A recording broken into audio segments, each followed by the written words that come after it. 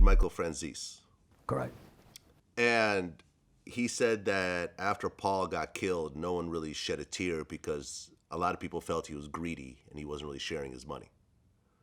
Whatever it is that you're doing, you have to be guarded. On the street, it's more serious because if you offend somebody, you do something wrong. Like Paul Castellano, he didn't have a lot of people like him because they thought he was greedy. He didn't make people around him make money.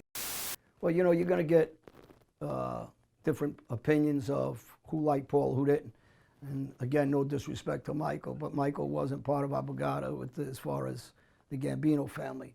So you had people that actually agreed with the hit of Paul Castellano within our family, and then you had people that disagreed with it, that kept silent because they didn't want to be hit also. So, you know, maybe verbally, some of the guys that Michael knew, he had a conversation with them and they thought Paul should get hit. I know Sammy agreed with that hit, that Paul should get hit. I never agreed with that. I, you know, personally don't think that was a good move ever, not because of where we stand today, but because of Paul Castellano was an intelligent man, and anywhere in life, money is power. And Paul brought the most money into the Gambino family. So by killing Paul, you kill your pocket. And by killing your pocket, you kill your influence over the other families, unions, and so forth. So in my opinion, in retrospect, I think guys would think better of hitting Paul again if we went backwards in time. Right, but there was ultimately no retaliation against John Gotti for that murder. Well, no, there was attempts at retaliation against John Gotti, but not within our own family. It came from the Lucchese family with Anthony Gaspipe and Vic Amuso from the Lucchese family, and it came from the Genovese family at the time, the Chin Gigante and his guys and Bobby Manor. There was a lot of plots to kill Gotti, and some of our guys, yes, they did get killed after that hit. Bobby Borriello was one, Eddie Lino was one. Guys were hit after Frankie DeChico was blown up in a car. So there was retaliation from the other families. Ah, okay, I didn't know that.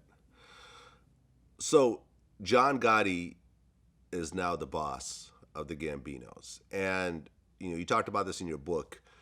Before John, the mafia was very quiet, was very below the radar. And then John comes in and he's flashy. He's the Teflon Don. He's all over the newspapers. He's smiling and so forth. Did that bring a certain energy to the Gambino that wasn't the greatest? You know, we're a quiet organization. So we're supposed to be an underground organization. People aren't supposed to know who's made, who isn't made, who's a boss, who's an underboss, who's a captain, because all this brings notoriety to a crime family, which brings law enforcement, which brings undercover investigations, which brings guys to flip and so on, and it brings down the mob, not just our family, but all 5 families. So obviously, the public doesn't know that. The public, you know, believed in the romance of the media and John Gotti. The inner workings of the mafia is no one was happy. Everybody's quiet about it, and people say, well, why didn't anybody do anything about it? Well, people did. But in the mob, you do it quietly underground, and there was moves to be made to take Gotti out of that position.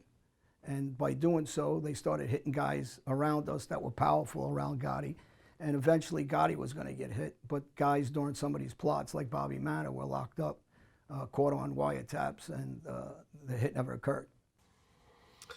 Well, from what I understand, you were put in a position to protect John Gotti Jr., but you called him a spoiled brat as opposed to a gangster. Well, you know, over the years, I wasn't happy about some of his leadership. I think he was put in a position like a lot of people are because the father was where they were. It doesn't have to be gangsters. It could be in any position in the world. You know, you got fighters that come into the ring that aren't fighters like their fathers, like, you know, Joe Frazier, I'll use as an example. You know, his son was a fighter, but he was never at the, he couldn't fill the shoes of his father.